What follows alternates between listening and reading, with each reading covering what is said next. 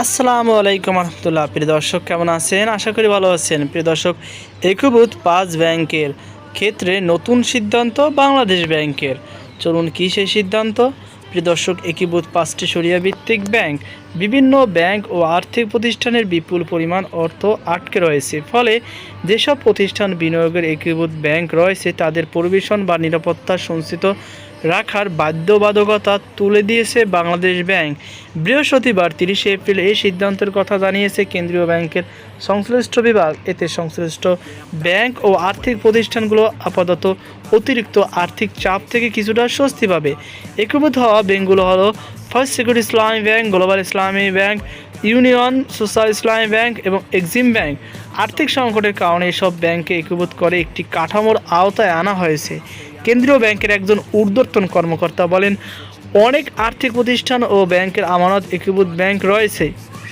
এসব অর্থ সেসব প্রতিষ্ঠানের বিনিয়োগ, তাই এসব বিনিয়োগের বিপরীতে পরিবেশন রাখার বাধ্যবাধকতা তুলে দিয়েছে বাংলাদেশ ব্যাংক।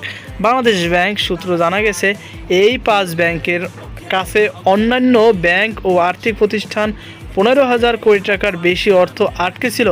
এর মধ্যে একটি ইসলামী ব্যাংকের প্রায় 8,425 কোটি টাকা, তা থেকে আংশিক ফেরত মিললেও এখনও প্রায় 8,279 কোটি টাকা আটকে রয়েছে।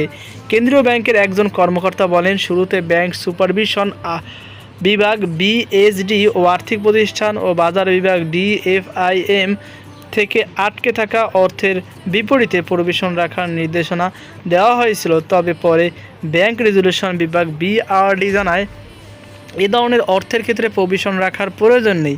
আটকে থাকা অর্থ একটি বিশেষ স্কিমের আওতায় রয়েছে জানিয়ে ওই কর্মকর্তা আরও বলেন, ভবিষ্যতে সংশ্লিষ্ট ব্যাংকগুলোর হয় সরাসরি অর্থ ফেরত পাবে, নয়তো দীর্ঘমেয়াদী আমানত FDR বা শেয়ারের মাধ্যমে সমপরিমাণ মূল্য পাবে। ফলে অর্থ পুরোপুরি ক্ষতির মুখে পড়ার ঝুঁকিতে নেই।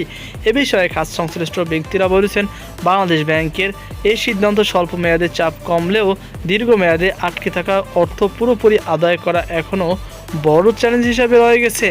তো প্রিয় দর্শক, এই ছিল আমাদের সর্বশেষ আপডেট। সকল ভালো থাকুন, সুস্থ থাকুন। আজকে পর্যন্ত, আল্লাহ হাফেজ।